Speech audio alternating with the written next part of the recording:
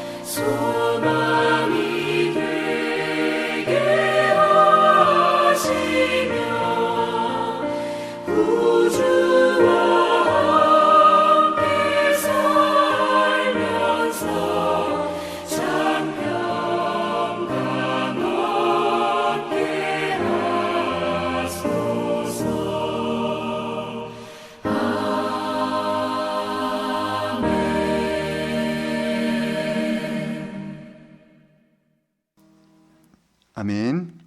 오늘 우리에게 주시는 하나님의 말씀은 예레미야 51장 5절로부터 10절까지의 말씀입니다.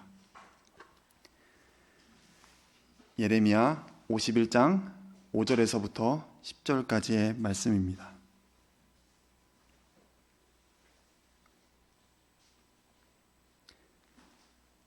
다 찾으셨으면 함께 한 목소리로 읽겠습니다. 이스라엘과 유다가 이스라엘의 거룩하신 이를 거역함으로 죄과가 땅에 가득하나 그의 하나님 만군의 여호와에게 버림받은 호라비는 아니니라. 바벨론 가운데서 도망하여 나와서 각기 생명을 구원하고 그의 죄악으로 말미암아 끊어짐을 보지 말지어다. 이는 여호와의 보복의 때니 그에게 보복하시리라. 바벨론은 여호와의 손에 잡혀 있어 온 세계가 취하게 하는 금잔이라. 뭇 민족이 그 포도주를 마심으로 미쳤도다. 바벨론이 갑자기 넘어져 파멸되니 이로 말미암아 울라. 그 상처를 위하여 유향을 구하라. 혹 나으리로다. 우리가 바벨론을 치료하려 하여도 낫지 아니한즉 버리고 각기 고향으로 돌아가자. 그 화가 하늘에 미쳤고 궁창에 달하였음이로다. 여호와께서 우리 공의를 드러내셨으니 오라 시온에서 우리 하나님 여호와의 일을 선포하자. 아멘. 사랑하는 여러분, 지난밤도 평안히 주무셨습니까? 오늘도 우리의 삶을 회복시키시고 구원을 베푸시는 은총을 경험하는 귀한 날 보내시기 바랍니다.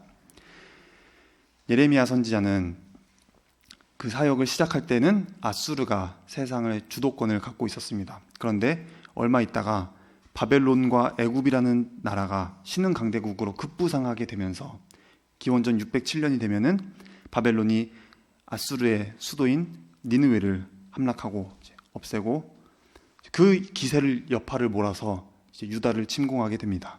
그래서 이제 유다의 지도자들이 깜짝 놀라고 갑작스러운 사태를 맞이하게 되니까 굉장히 당황을 하면서 이제 왕에게 우리 애굽한테 다른 나라들한테 좀 원조 좀 요청합시다. 이렇게 건의를 합니다.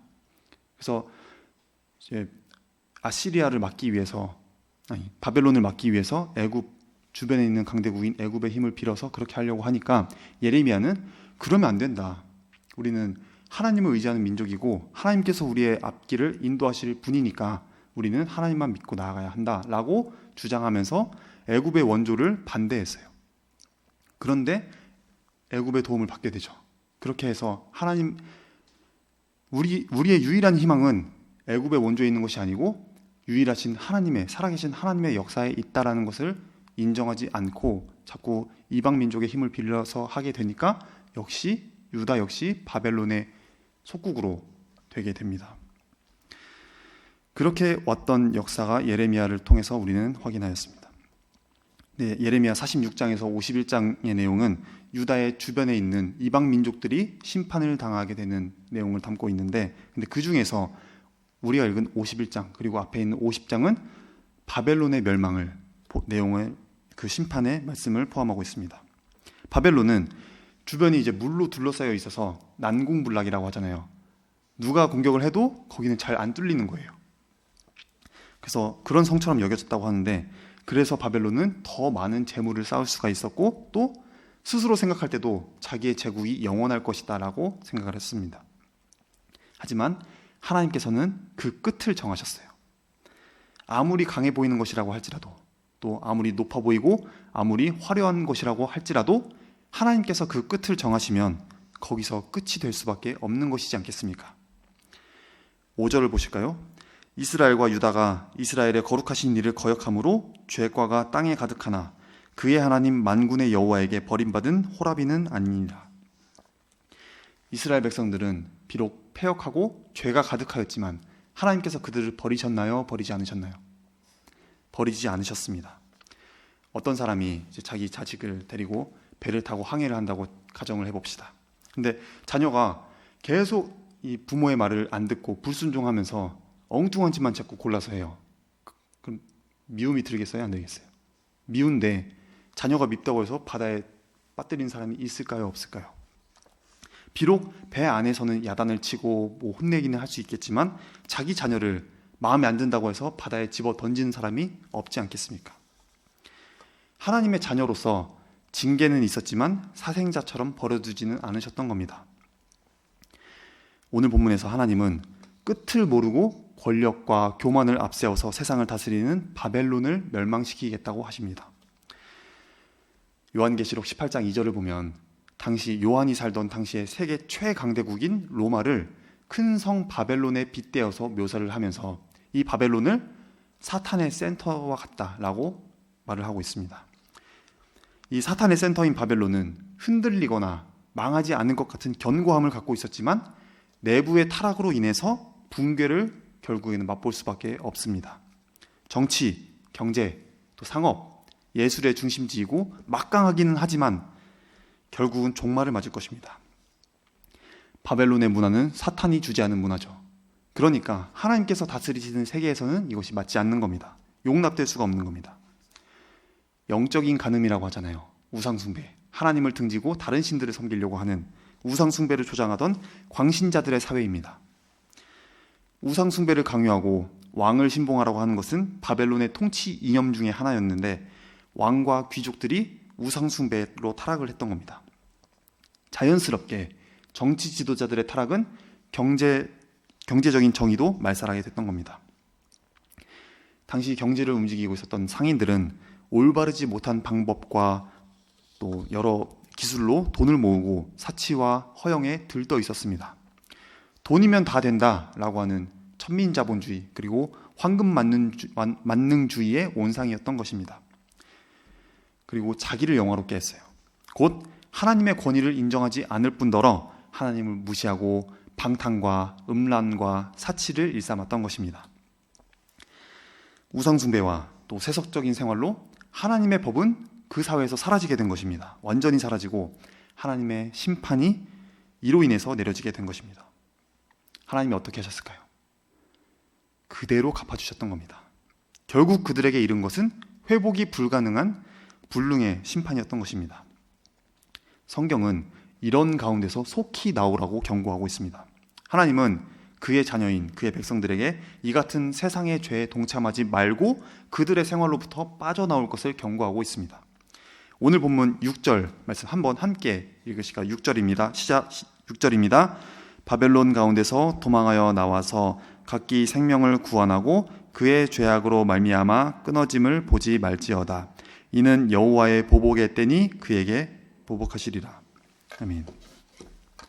바벨론이 무너지게 된 원인은 분명합니다. 죄악 때문이죠. 그들이 하나님의 심판을 알고 두려워했다고 한다면 과연 이렇게 무감각하게 죄를 일삼으면서 살았겠습니까? 세상은 옛날부터 하나님의 심판을 부정하면서 살아갑니다. 하나님은 이런 죄로 가득한 바벨론에 대해서 그냥 계실 수가 없었던 것입니다. 이어서 7절 말씀도 한번 함께 읽을까요? 7절입니다. 시작. 바벨론은 여호와의 손에 잡혀 있어 온 세계가 취하게 하는 금잔이라 뭇 민족이 그 포도주를 마심으로 미쳤도다. 아멘. 여기 보면 바벨론을 가리켜서 뭐라고 표현하냐면은 금잔이라고 표현을 합니다. 이것은 바벨론이 부강하고 번영한 제국이었음을 나타내는 말입니다. 포도주로 잘 채워진 잔과 같이 세상의 온갖 것들을 갖고 있었던 나라였습니다. 그런데 그 바벨론이라고 하는 금잔은 온 세계로 하여금 취하게 하는 금잔이다라고 합니다. 그래서 술에 취해서 미치게 하는 것입니다. 당시 어떤 나라는 바벨론이 베풀어주는 호의와 쾌락에 도취되어서 좋아하고 있었습니다. 또 어떤 나라는 바벨론의 군사적인 위협과 엄청난 정치적, 경제적인 억압으로 인해서 거기에 눌려서 술에 취한 것 같이 알코올 농도가 올라가듯이 기능이 억제되어서 몸을 가누지 못하고 비틀거리고 있었습니다. 또 어떤 나라는 바벨론이 주는 죄와 방탕에 마비되어서 미쳤습니다. 근데 어디에 있는 금잔이라고 하냐면은 여호와의 수중에 있는 금잔이라고 합니다. 그 잔이 끝까지 차기까지 허락하신 분이 누구냐면은 여호와 하나님이시라는 겁니다. 자기들이 잘나서 또 자기들이 힘이 막강해서 우리가 갖고 있는 권력으로 세상을 취하게 하고 또 마음껏 권력을 휘둘러서 착취하고 억압하고 다스리는 것 같지만 결국은 하나님의 손안에서 있는 것입니다.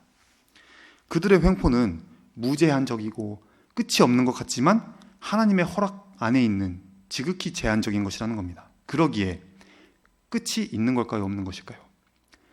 그들의 심판 역시도 하나님의 손 안에 있다는 것입니다.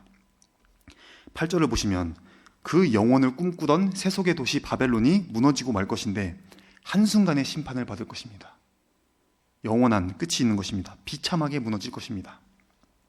인간이 구축한 나라 중에 최강대국이지만 그 능력과 권력의 체계가 얼마나 무능한 것인지, 얼마나 연약한 것인지를 잘 보여주고 있는 것입니다. 옛날에 소돔성도 잘 나가다가 한순간에 불타서 없어졌잖아요. 그리고 그 막강했던 바로의 군대가 홍해에서 비참하게 한순간에 잠겼잖아요. 나중에 예루살렘 성도 로마의 장군인 티투스 장군에 의해서 한순간에 불타서 없어졌잖아요. 세상의 영화가 다 그렇지 않겠습니까? 인간은 자기 배 채우고 자기 욕망을 실현하려고 이 세상에 태어난 것이 아니라 하나님의 선하시고 아름다운 인간애와 또 하나님의 영광스러운 일들을 위해서 지음을 받았고 그렇게 살 의무가 우리에게 주어지지 않았습니까? 하나님께서 무너뜨리시면 한순간에 무너질 것을 그렇게 의지하며 믿고 살았으니 인간의 사고가 얼마나 무능한지를 보게 됩니다. 9절을 보시면 치료하려고 해도 낫지 않습니다. 그 화가 이미 하늘에 미쳤다고 합니다. 어떠한 노력을 해도 이제는 회복이 안 되는 그런 상황입니다. 어떻게 해야 할까요? 바벨론을 버리고 고향으로 돌아가야 하는 것입니다. 이제 수십 년의 포로 생활이 지났습니다. 그래서 바벨론의 체제에 순응하면서 이제 여기가 우리나라나 마찬가지가 아니겠습니까? 식민지이지만 나름대로 정착을 했을 겁니다. 원래 살던 나라는 이렇지만 그 안에서 지금 식민지로 살지만 거기서 어떻게든 살아남기 위해서 내 가정을 먹이고 살기 위해서 치열한 사투 끝에 안정을 나름대로 찾았을 수 있습니다. 비록 식민지 생활을 하고 있긴 하지만 바벨론이 하라는 대로 하고 잘 적응해서 먹고 사는 데는 큰 지장이 없이 살았을 수 있습니다. 바벨론의 우상 숭배에 동참하면 되죠. 바벨론의 왕이 하라는 대로 하면서 살면, 바벨론의 포도주의 도치가 되어서 살면 아픔의 역사는 잊고 얼마든지 잘 살아갈 수가 있는 것입니다. 세상의 것들에 대한 미련이 가끔씩 불쑥불쑥 나올 수가 있었을 것입니다. 그러나 이 모든 것은 바벨론의 죄를 위한 보조로서 따르는 것들이죠. 없어질, 멸망의 것들입니다. 기억되지 못할 것들입니다. 그들에게는 돌아갈 곳이 있었습니다. 10절을 보시면 여호와께서 우리 공의를 드러내셨으니 오라 시온에서 우리 하나님 여호와의 일을 선포하자라고 했습니다. 시온이 어딘지 기억하시죠? 다윗이 여부스 족속에게서 빼앗은 요새입니다. 이곳에 하나님의 예배의 처소인, 임재의 처소인 성전이 세워졌습니다. 그래서 시온은 하나님의 전이 있던 곳입니다. 세상의 문화와 세상의 일에서 나와서, 세상의 죄악으로부터 나와서, 하나님이 원치 않으시는 그 일로부터 나와서 하나님의 전이 있는 곳으로 돌아가야 한다는 것입니다.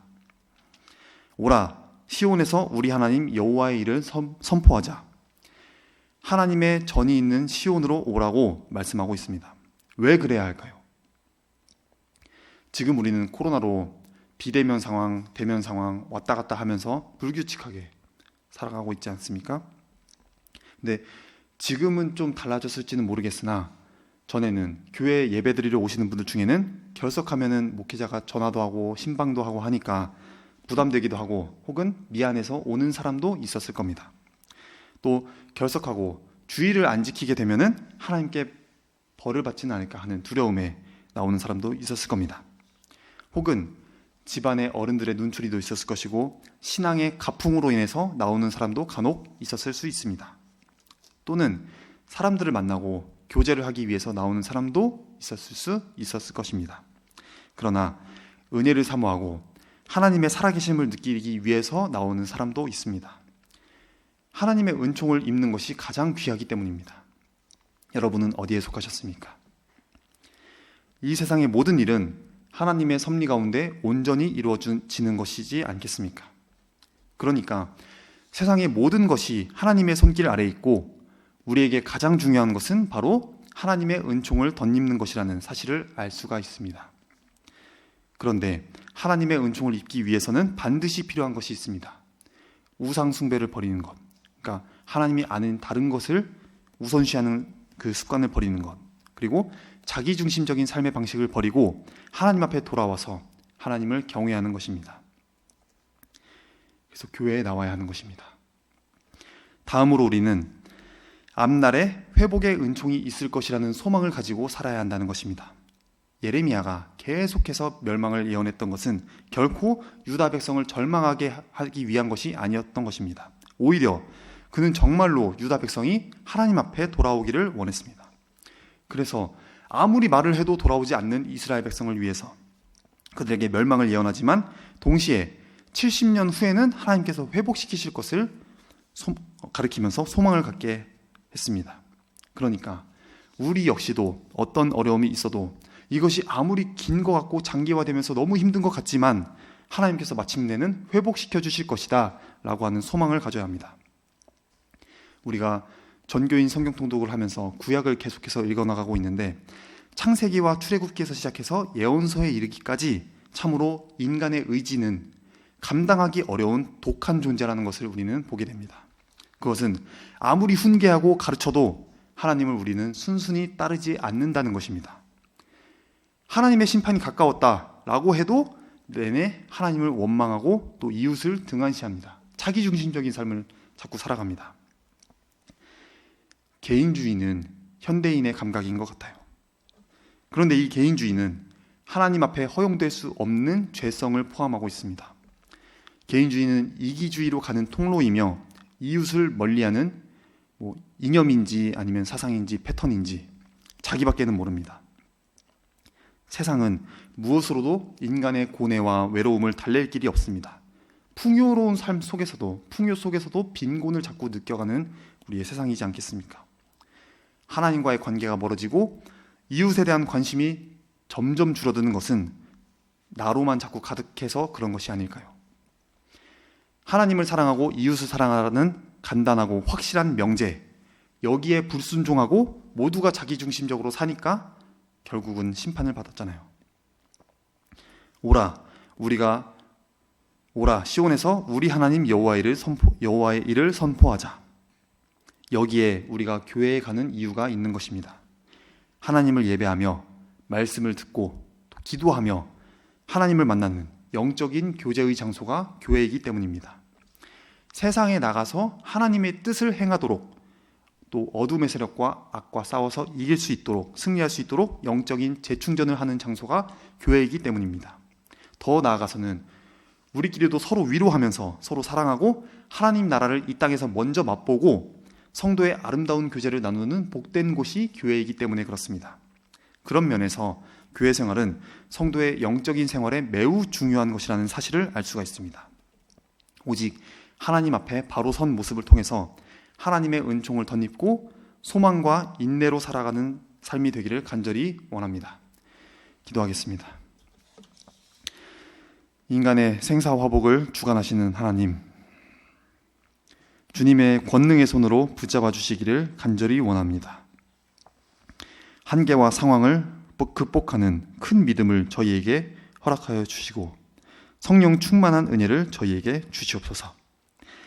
홍해와 여리고성 앞에 좌절하지 않게 하시고 온전케 하시는 주님을 만나기를 원합니다. 세상의 풍조 앞에 무릎 꿇는 것이 아니라 주님을 의지함으로써 구원의 역사에 참여하는 성도가 되게 하여 주시옵소서. 가정과 일터에 하늘의 복을 주시옵소서. 약한 자에게 힘을 주시고 또 병든 자를 치료해 주시옵소서. 현재 눈앞에 놓인 문제로 어려움 가운데 있는 교우들이 있다면 문제를 친히 만져주시기를 간구합니다. 믿음으로 이기게 하여 주시옵소서. 하나님께서 베푸신다는 확신 가운데 거하게 하여 주시옵소서. 환경을 뛰어넘어서 일하시는 하나님의 역사를 바라보는 믿음을 저희에게 더해 주시옵소서. 존귀하신 예수님의 이름으로 기도합니다. 아멘. 하늘에 계신 우리 아버지여, 이름이 거룩히 여김을 받으시오며 나라의 임하옵시며 뜻이 하늘에서 이루어진 것 같이 땅에서도 이루어지이다. 오늘날 우리에게 일용할 양식을 주옵시고 우리가 우리에게 죄 지은 자를 사하여 준 것 같이 우리의 죄를 사하여 주옵시고 우리를 시험에 들게 하지 마옵시고 다만 악에서 구하옵소서. 대개 나라와 권세와 영광이 아버지께 영원히 있사옵나이다. 아멘.